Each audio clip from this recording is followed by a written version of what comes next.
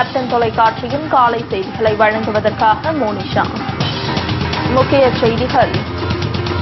Captain விஜயகாந்துடன் மக்கள் நல கூட்டணி தலைவர்கள் சந்திப்பு. அடுத்த கட்ட பிரச்சார பயணம் குறித்து வேட்பாளர் அறிவிப்பு குறித்து முக்கிய ஆலோசனை.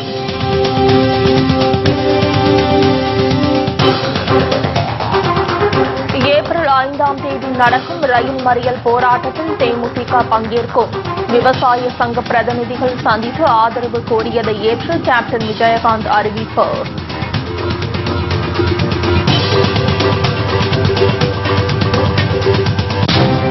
ஈழத் தமிழர்களை கொன்று குவித்த போது வேடிக்கை பார்த்த திமுக காங்கிரஸ் கூட்டணியை விரட்டி அடிக்க வேண்டும். திருமதி பிரேமலதா விஜயகாந்த் வலியுறுத்தல்.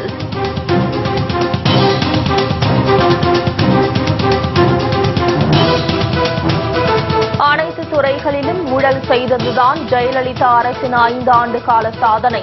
அதிமுக அரசு மீது திருமதி பிரேமலதா விஜயகாந்த் சரமாரி குற்றச்சாட்டு.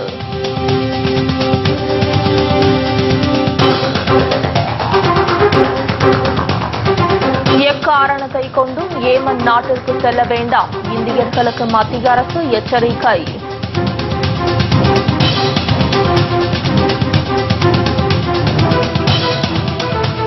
உத்தரகாண்டிற்கு நிதி ஒதுக்கீடு பிரச்சினை. மத்திய அரசின் அவசர சட்டத்தை எதிர்த்து காங்கிரஸ் வழக்கு.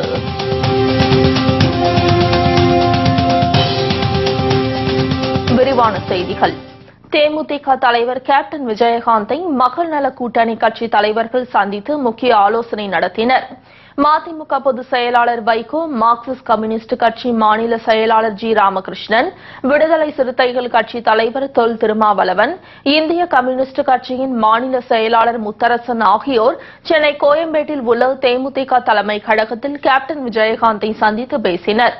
சட்டப்பேரவை தேர்தலில் அடுத்த கட்ட பணி, பிரச்சார பயணம் மற்றும் பொதுக்கூட்டங்களுக்கான தேதி உள்ளிட்டவை குறித்து கேப்டனுடன் அவர்கள் ஆலோசனை நடத்தினர். மேலும் எந்த தொகுதியில் எந்த கட்சி போட்டியிடுவது என்பது குறித்தும் ஆலோசிக்கப்பட்டது. அதன்பின் செய்தியாளர்களிடம் பேசிய வைகோ, தேமுதிக மக்கள் நல கூட்டணி பிரமிக்கத்தக்க வெற்றி பெற்று கேப்டன் விஜயகாந்த் முதலமைச்சராவது உறுதி என தெரிவித்தார். வரும் 10ஆம் தேதி தேமுதிக மக்கள் நல கூட்டணி மாநாடு மாமண்டூரில் நடைபெற உள்ளதாகவும் அப்போது வேட்பாளர் பட்டியல் அறிவிக்கப்படும் என்றும் தெரிவித்தார்.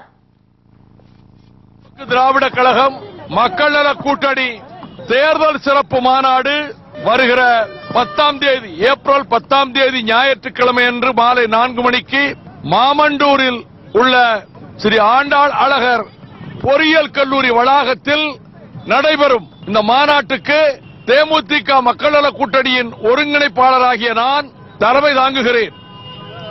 இந்த மாநாட்டில் தேசிய முற்போக்கு திராவிட கழகத்தின் தலைவரும் எங்கள் அணியினுடைய முதலமைச்சர் வேட்பாளருமான எனது ஆர்வீர் சகோதரர் விஜயகாந்த் அவர்கள் இம்மாநாட்டில் பங்கேற்று சிறப்புரையாற்றுகிறார்கள். அந்த மாநாட்டில் முதல்வர் வேட்பாளராக சகோதரர் விஜயகாந்த் அவர்களை அறிவிப்பதும், அதுவரை தயாராகி இருக்கக்கூடிய வேட்பாளர் பட்டியல், முதல் பட்டியல், இந்த 5 கட்சிகளின் சார்பில் முதல் பட்டியல் அன்றைக்கு அங்கே வெளியிடப்படும். மாநாட்டு உரைகளை 5 கட்சிகளினுடைய தலைவர்களும் நிகழ்த்துவார்கள். லட்சக்கணக்கானவர்கள் திரளப்போகிற இந்த மாநாடு மிகப்பெரிய தாக்கத்தை ஏற்படுத்த இருக்கிறது. இமாலய வெற்றியாக, ஜனநாயக வெற்றியாக, ஊழலை ஒழித்து, மது கொடுமையை ஒழித்து ஒரு கூட்டணி அரசு அமைந்து வெளிப்படையான அரசாக விவசாயிகள், மீனவர்கள், தொழிலாளர்கள் அனைவரின் நலனையும் பாதுகாக்கிற அரசாக அது திகழும். இந்த அரசு அமைந்த பிறகு வேலையில்லா திண்டாட்டம் நீக்கப்படும், லோக் ஆயுக்தா சட்டம் நிறைவேற்றப்படும். அண்ணா திமுக, திமுக மந்திரிமார்களும் கட்சியினுடைய முக்கியஸ்தர்களும் அதிகாரத்தை பயன்படுத்தி கொள்ளையடித்த சொத்துக்கள் பறிமுதல் செய்யப்பட்டு மக்கள் மன்றத்தில் ஏலமிடப்படும். சுமார் 1.5 மணி நேரத்திற்கும் மேலாக நடைபெற்ற இந்த சந்திப்பின் போது தேமுதிக இளைஞர் அணி செயலாளர் LK சுதீஷ் உள்ளிட்ட நிர்வாகிகள் உடனிருந்தனர்.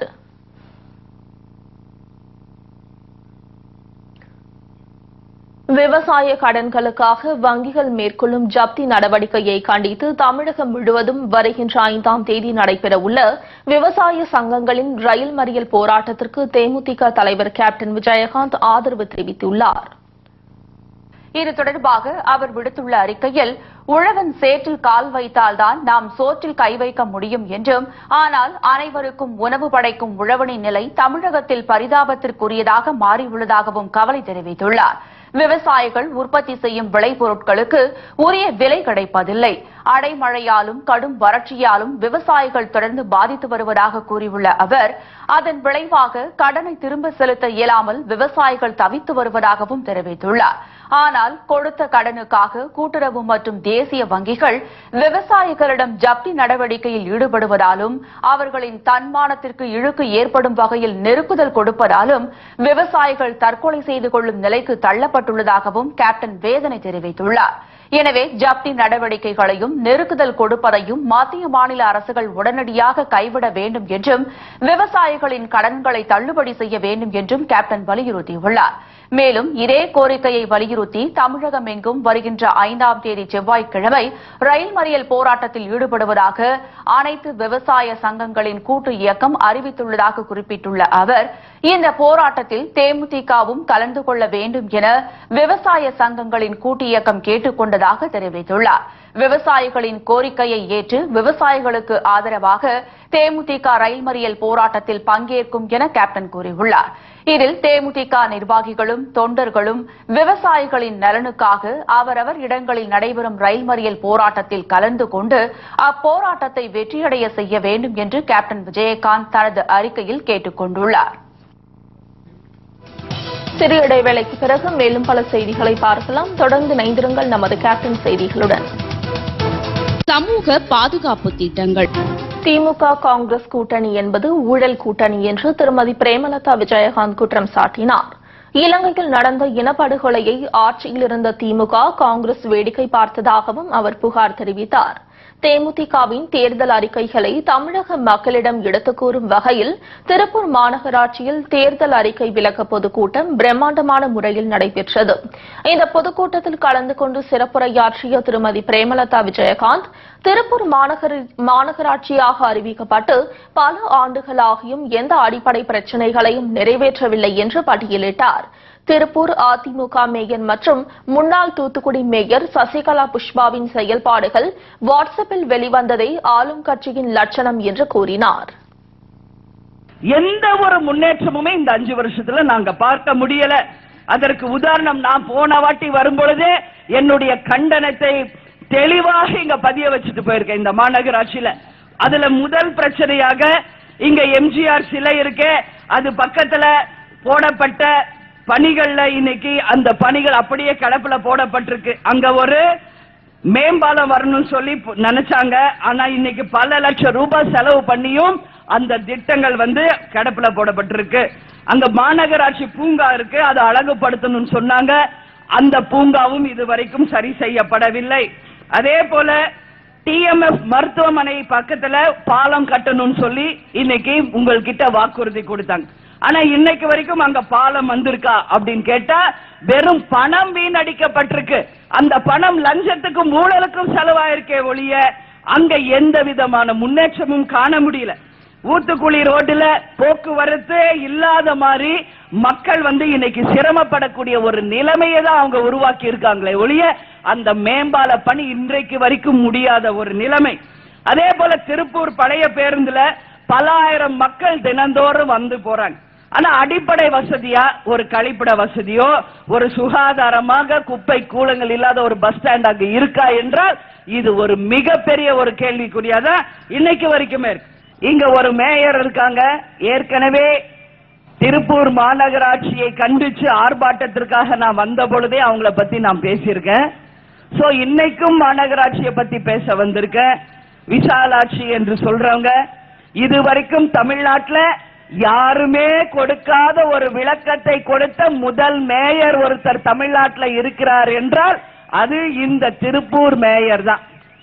ஒன்னு பிஏவுக்கும் எம்ஏவுக்கும் ஒரு தெளிவான விளக்கத்தை கொடுத்த ஒரே மேயர் தமிழ்நாட்டில் திருப்பூர் மேயர் தான். வாட்ஸ்அப்ல அது வைரலா ஸ்ப்ரெட் ஆச்சு. BA என்றால் பினாங்க அண்ணாமலை, MA என்றால் மலேசியா அண்ணாமலை என்று ஒரு புதிய விளக்கத்தை கொடுத்த ஒரே மேயர் இந்த திருப்பூர் மேயர் தான். இன்னைக்கு அதை நம்ம வேணா காமெடியா சொல்லிக்கலாம். தூத்துக்குடி முடிச்சுட்டு தான் இங்க வர, அங்கேயும் ஒரு மேயர் இருந்தாங்க தூத்துக்குடியில, இதே ஆளுங்கட்சி, சசிகலா புஷ்பா அப்படின்னு சொல்லி. ஆனா இப்ப MP ஆகி டெல்லிக்கு போயிட்டாங்க. அவங்க வாட்ஸ்அப் அதை விட வைரலா ஸ்ப்ரெட் ஆயிருக்கு. நீங்க எல்லாம் கேட்டீங்களா? மழை வெள்ளம் வந்த பொழுது தூத்துக்குடியினுடைய அவலத்தை டெல்லியில இருந்து எந்த அளவு ஒரு கேவலமான பேச்சுக்களை பேசலாமோ அதையெல்லாம் பேசி இன்னைக்கு ஆளும் கட்சிக்கு மொத்தத்துல ஒரு அவமான சின்னமாக அந்த மேயரும் அந்த இப்ப இருக்கிற MPயுமான சசிகலா புஷ்பாவுடைய வாட்ஸ்அப் இன்னைக்கு எல்லா இடத்துலயுமே வந்திருக்குது. அது உங்களுக்கு தெரியும். லட்சக்கணக்கான இளைஞர்களை கொண்டுள்ள ஒரே இயக்கம் தேமுதிக தான் என்றும் 2016 சட்டமன்ற தேர்தலில் அதிமுக திமுகவுக்கு மாற்றாக அமைந்துள்ள தேமுதிக மக்கள் நல கூட்டணி ஆட்சியை பிடிக்கும் என்றும் அவர் நம்பிக்கை தெரிவித்தார். திமுக காங்கிரஸ் கூட்டணி என்பது ஊழல் கூட்டணி என்றும் திருமதி பிரேமலதா விஜயகாந்த் சாடினார். திமுக யாராவது ஊழல் இல்லாத கட்சி என்று யாராவது சொன்னா நம்புவீங்களா? அதிமுகவை ஊழல் இல்லாத கட்சி என்று சொன்னால் யாராவது நம்புவீங்களா? முடியாது. என கடந்த 10 ஆண்டு காலமாக திமுகவும் காங்கிரசும் தான் மத்தியில கூட்டணியில இருந்தாங்க. இதுவரைக்கும் இந்தியாவில் பார்க்க முடியாத அத்தனை ஊழல்களையும் செஞ்ச கூட்டணி திமுக காங்கிரஸ் கூட்டணி தான். அத்தனை இமாலய ஊழல் வழக்குகளுக்கும் சொந்தக்காரர்கள் இந்த 2 பேரும் தான் என்றால் என் வார்த்தை மிகையில்லை. ஒன்னு 2G வழக்கு 2G ஊழல் எடுத்துக்கங்க, நிலக்கரி ஊழல் எடுத்துக்கங்க, காமன்வெல்த் ஊழல் எடுத்துக்கங்க. இலங்கையில தமிழ் படுகொலை செய்யப்பட்ட போது இங்க ஆட்சியில் இருந்தவது கலைஞர் அவர்கள், மத்தியில ஆட்சியில் இருந்தது காங்கிரஸ். ஆனால் 2 பேருமே வாய்மூடி மௌனிகளாக இருந்து ஒட்டுமொத்த ஈழ படுகொலைக்கு நம்ம ஈழ படுகொலைக்கு காரணமாக இருந்தவர்கள் இந்த கூட்டணி தான். இதெல்லாம் மக்கள் யாருமே இங்க மறந்துடல. அதனால இன்றைக்கு நிச்சயமாக மக்கள் மாற்றம் வேண்டும் என்பதில் உறுதியாக இருக்கிறார்கள் என்பதில் எந்த மாற்று கருத்துமே இல்லை. இன்னைக்கு இந்த மாநகராட்சியில் நான் நின்று பேசுறதுனால மாநகராட்சிக்குரிய இந்த தொகுதிக்குரிய சில விளக்கங்களை நான் நிச்சயம் இங்க சொல்லி ஆகணும். ஏன் இதை சொல்றேன்னா, கடந்த 5 ஆண்டுகளாக அதிமுக ஆட்சி இங்க இருந்தது. மந்திரி ஆனந்தன் ஒருத்தர் இங்க இருக்கிறாரு. அவர் என்ன மக்களுக்கு செய்தார் என்ற கேள்வியை உங்க முன்னாடி நான் வைக்கிறேன். கொடுத்த வாக்குறுதிகள் ஏதாவது ஒரு வாக்குறுதி நிறைவேற்றப்பட்டிருக்கா?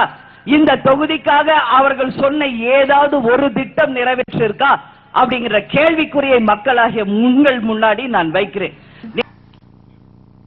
மக்களின் அடிப்படை பிரச்சினைகளை கண்டு கொள்ளாமல் கமிஷனில் மட்டுமே குறியாக இருக்கும் அதிமுக திமுகவுக்கும் கண்டனம் தெரிவித்தார். இலவசங்களை வாங்கிக் கொண்டு அதிமுகவுக்கும் திமுகவுக்கும் ஓட்டு போட்டால் இன்னும் 50 ஆண்டுகள் கடந்தாலும் தமிழகம் எந்த வளர்ச்சியும் அடையாது எனவும், எனவே மக்கள் மாற்றத்தை கொண்டுவர முன்வர வேண்டும் எனவும் திருமதி பிரேமலதா விஜயகாந்த் வேண்டுகோள் விடுத்தார். இன்னும் 50 வருஷம் நீங்க பொறுத்திருந்தாலும் கூட மீண்டும் மீண்டும் ஓட்டுக்கும் இலவசத்துக்கும் நீங்க வாங்கிட்டு இந்த திமுக அதிமுக ஓட்டு போட்டுக்கிட்டு இருந்தீங்கன்னா இன்னும் 50 வருஷம் இல்ல 100 வருஷம் ஆனாலும் உங்களுடைய குறைகளை இப்படியே பேப்பர்ல எழுதி வச்சு நம்ம வாசிக்க வேண்டியதானே ஒழிய இங்க எந்த பிரச்சனைக்கும் முற்றுப்புள்ளி இல்லாம போய்விடும். தயவு கூர்ந்து உங்கள் வீட்டு பெண்ணா, உங்கள் சகோதரியாக உங்களுக்காக நான் பேச வந்திருக்கிறேன் என்பதை தயவு கூர்ந்து ஒவ்வொருத்தரும் மனசுல வாங்கிக்கங்க. போதும், எத்தனை வருஷம் இவங்களுக்கே நம்ம ஓட்டு போடணும்? ஏன் மாற்றத்தை கொண்டு வரக்கூடாது என்பதை தயவு கூர்ந்து சிந்திச்சு பாருங்க. எல்லா பிரச்சனை இருந்தாலும் விடா முயற்சியோட நீங்க முன்னேறிட்டு இருக்கீங்க. இது போன்ற மக்கள் தான் கேப்டனுடைய ஆட்சிக்கு வேண்டும். நான் மேல சொல்றேன், கேப்டன் ஆட்சி மலர்ந்தவுடன் திருப்பூரை தமிழகத்தின் முதன்மையான தொழில் நகரமாக நிச்சயமாக நாங்கள் மாற்றி காட்டுவோம் என்பதை உறுதியோட இந்த நேரத்தில் உங்க எல்லோரும் முன்னாடியுமே நான் பதிய வைக்கிறேன். இதெல்லாம் தான் இன்னைக்கு நம்ம மக்களுக்கு தேவையை ஒழிய இவங்க சொல்ற மாதிரி ஓட்டுக்கு காசு, இலவசம், கிரைண்டர் கொடுக்கிற, மிக்சி கொடுக்கிற, ஃபேன் கொடுக்கிற, யாருக்கு வேணும் மிக்சி ஃபேன் கிரைண்டர் தூக்கிட்டு வரிப்போம். இது வரைக்கும் அவங்க கொடுத்த மிக்சியோ ஃபேனோ கிரைண்டரோ ஏதாவது ஒரு வீட்டுல இன்னைக்கு ஓடுதா? ஏதாவது ஒரு வீட்டுல ஓடுதா? முற்றிலும் ஒரு குவாலிட்டியே இல்லாத பொருட்களை மக்கள் வரி பணத்தை வேஸ்ட் பண்ணி இன்னைக்கு யாருமே கேட்காத ஒரு இலவசங்களை மக்கள் தலையில கொண்டு போய் கட்டியிருக்காங்க. இங்க இருக்கிறாரே ஒரு மந்திரி ஆனந்தன் சொல்லி அடிக்கடி வந்து மக்களை சந்திக்கிறாரா? தொகுதி பக்கம் மக்களை சந்திக்க வருகிறாரா? உங்கள் பிரச்சனை என்று ஏதாவது கேட்கிறாரா? எதுவுமே கிடையாது. ஜெயலலிதாவின் சிறுதாவூர் பங்களாவில் பல லட்சம் கோடி ரூபாய் பணம் பதுக்கி வைத்துள்ளதாக அம்பலப்படுத்தியது வைகோதான் என்றும், ஆனால் அங்கு சோதனை நடத்தி கொள்ளை பணத்தை கைப்பற்ற நடவடிக்கை எடுக்காத தேர்தல் ஆணையத்திற்கு கண்டனம் தெரிவித்தார். ஒரு துறை விடாமல் அத்தனை துறைகளிலுமே இமாலய ஊழல் செஞ்சது ஒன்று மட்டும்தான் அதிமுகவினுடைய ஒரே சாதனை. வேற எந்த சாதனையுமே கிடையாது. அதனால இன்னைக்கு ஒரு 4 நாளைக்கு முன்னாடி நீங்க எல்லாம் பாத்தீங்களா? சிறுதாவூர் பங்களா முன்னாடி ஒரு 15 கண்டெய்னர் லாரிஸ் நினைச்சே பாத்தீங்களா? விஷுவல்ல காமிச்சாங்களே, டிவில. அதோட என்னன்றது உங்ககிட்ட நான் தெளிவா சொல்லணும். ஏன் இதை சொல்றேன்னா, இதை முதலில் மக்களுக்கு விழிப்புணர்வுக்கு கொண்டு வந்ததே அண்ணன் வைகோ அவர்கள் தான். அவர் எதுக்குமே பயப்பட மாட்டார், தைரியம் அதிகம். இதுவரைக்கும் சிறுதாவூர் பங்களால இத்தனை கண்டெய்னர் லாரி திடீர்னு வந்து நிக்கிறது காரணம் என்ன? அப்போ எல்லாருமே என்ன சொன்னாங்க? பாதாள அறைகளில் பதிக்க வைக்கப்பட்டிருக்கும் பல லட்சம் கோடி ரூபாய் கண்டெய்னர் லாரிகளில் ஏற்றி மீண்டும் அதிமுக ஆட்சி வருமோ வராதோ அவங்களுக்கு தெரியாது. கொள்ளையடிச்ச காசை எங்கேயாவது கொண்டு போய் பத்திரப்படுத்திடணும் சொல்லி நைட்டோட நைட்டா கண்டெய்னர் லாரியில ஏத்திட்டு இருந்தாங்க. இதான் அன்னைக்கு நடந்தது. இதுக்கு சிறுதாவூர் பங்களா சுத்தி பாத்தீங்கன்னா அவ்வளோ போலீஸ் பந்தோபஸ்த். இத உடனடியா அவர் கவனத்துக்கு கொண்டு வந்தோடனே சன் டிவில இருந்து எல்லா டிவியும் சேனல்ஸும் அதை எடுத்து காமிச்சிச்சு.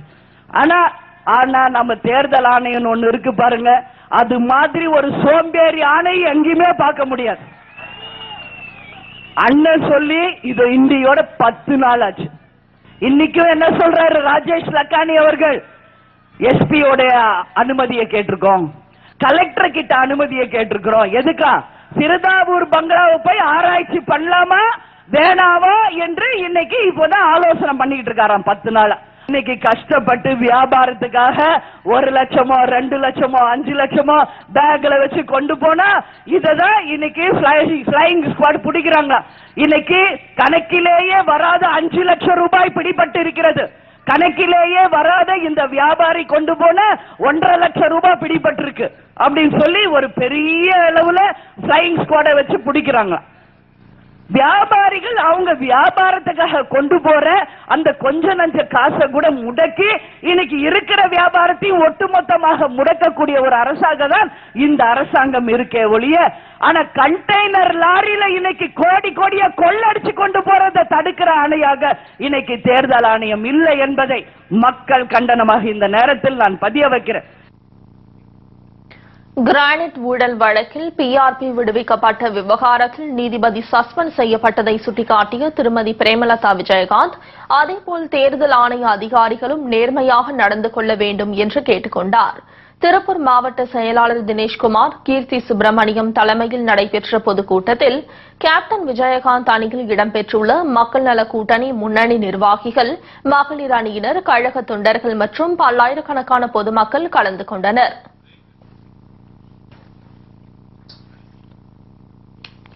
சிறிய இடைவேளைக்கு பிறகு மேலும் பல செய்திகளை பார்க்கலாம். தொடர்ந்து இணைந்திருங்கள் நமது கேப்டன் செய்திகளுடன். வேலை வாய்ப்பு வந்தால் தமிழக மக்களுக்கும் விவசாய பெருங்குடி மக்களுக்கும் செயல்படுத்தப்படும் திட்டங்கள் குறித்து திருப்பூரில் நடைபெற்ற தேர்தல் அறிக்கை விளக்க பொதுக்கூட்டத்தில் திருமதி பிரேமலதா விஜயகாந்த் விவரித்தார்.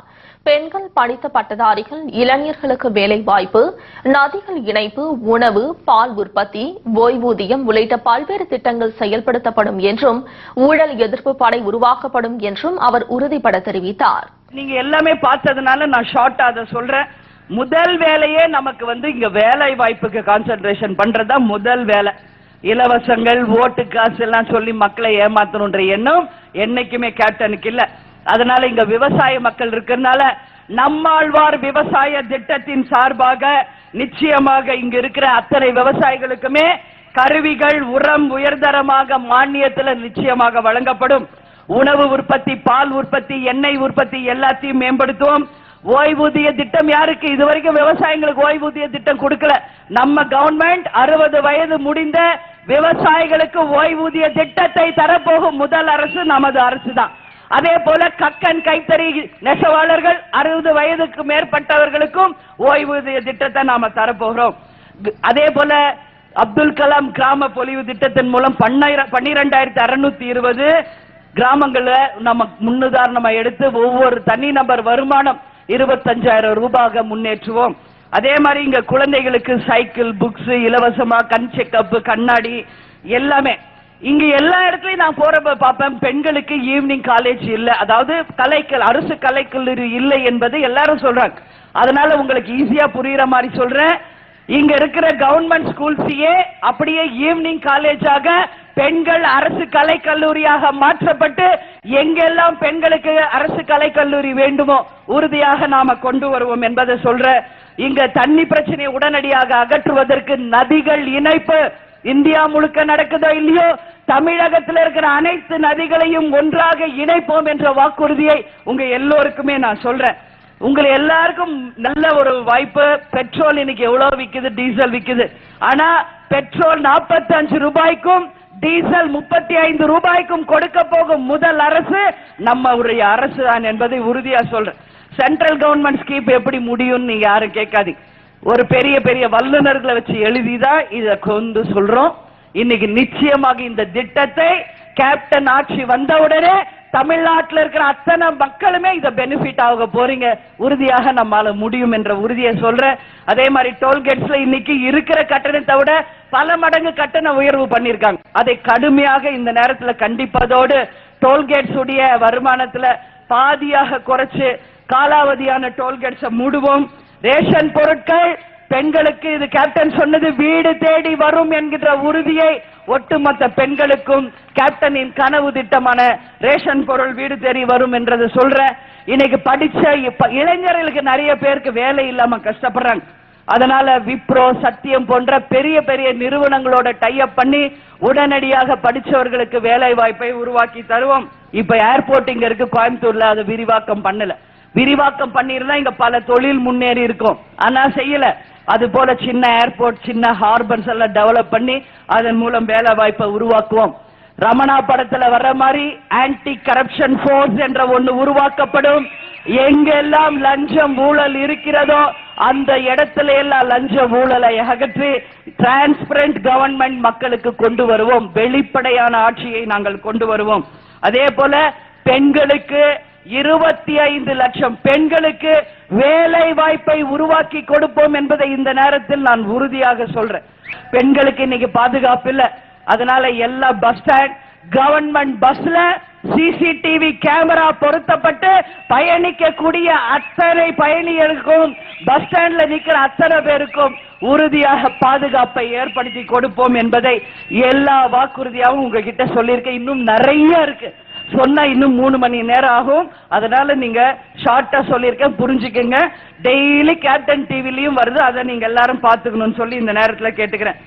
இந்த வாட்டி வர தேர்தல் கம்ப்ளீட்டா ஒரு வித்தியாசமான தேர்தல் தெரியுமா உங்களுக்கு? ஏன்னா திமுக விட்டு அதிமுக, அதிமுக விட்டு திமுக, வேற வழியே இல்லாம இருந்துச்சு. இந்தியர்கள் யாரும் எக்காரணத்தை கொண்டும் ஏமன் நாட்டிற்கு பயணம் செய்ய வேண்டாம் என மத்திய அரசு எச்சரித்துள்ளது. போர் பதற்றம் நிலவி வரும் ஏமன் நாட்டில் கடந்த மாதம் 4ஆம் தேதி நடத்தப்பட்ட தாக்குதலில் 16 பேர் கொல்லப்பட்டனர். அவர்களில் 4 பேர் கன்னியாஸ்திரிகள். அதில் ஒருவர் இந்தியர் ஆவார். அதேபோல் கேரளாவை சேர்ந்த பாதிரியார் டாம் உழுநலில் என்பவர் ஐஎஸ் தீவிரவாதிகளால் கடத்தப்பட்டுள்ளார். மேலும் அவரை தீவிரவாதிகள் சிலுவையில் அறைந்து கொன்றதாக தகவல் வெளியானது. இந்நிலையில் ஏமன் நாட்டில் தற்போதுள்ள பாதுகாப்பற்ற சூழல் காரணமாக இந்தியர்கள் யாரும் அந்நாட்டிற்கு பயணம் செய்ய வேண்டாம் என்று மத்திய அரசு எச்சரித்துள்ளது. இதுகுறித்து வெளியுறவுத்துறை அமைச்சகம் விடுத்துள்ள செய்திக்குறிப்பில், ஏமன் நாட்டில் தற்போது தீவிரவாத தாக்குதல்கள் உள்ளிட்ட காரணங்களினால் பாதுகாப்பு இல்லை என்றும் அங்கு அசாதாரண சூழல் நிலவி வருவதாகவும் குறிப்பிடப்பட்டுள்ளது. அண்மையில் ஏமன் நகரில் இந்தியர்கள் மீதும் தாக்குதல் நடத்தப்பட்டுள்ளதாகவும், எனவே அடுத்த அறிவிப்பு வரும் வரை எத்தகைய சூழலிலும் எந்த காரணங்களுக்காகவும் ஏமன் நாட்டுக்கு இந்தியர்கள் பயணம் செய்வதை தவிர்க்க வேண்டும் எனவும் அந்த செய்திக்குறிப்பில் தெரிவிக்கப்பட்டுள்ளது.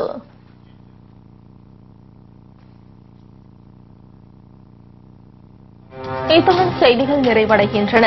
உண்மை செய்திகளை உள்ளது உள்ளபடி உடனுக்குடன் தெரிந்து கொள்ள தொடர்ந்து இணைந்திருங்கள் நமது கேப்டன் செய்திகளுடன்.